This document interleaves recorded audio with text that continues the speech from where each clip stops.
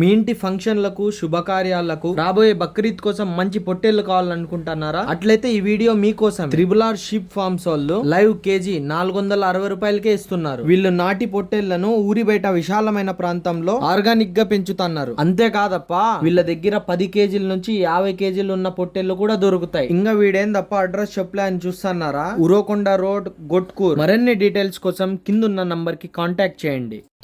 పచ్చని చిలుకలు తోడుంటే పాడే కోయిల వెంటుంటే భూలోకమే ఆనందానికి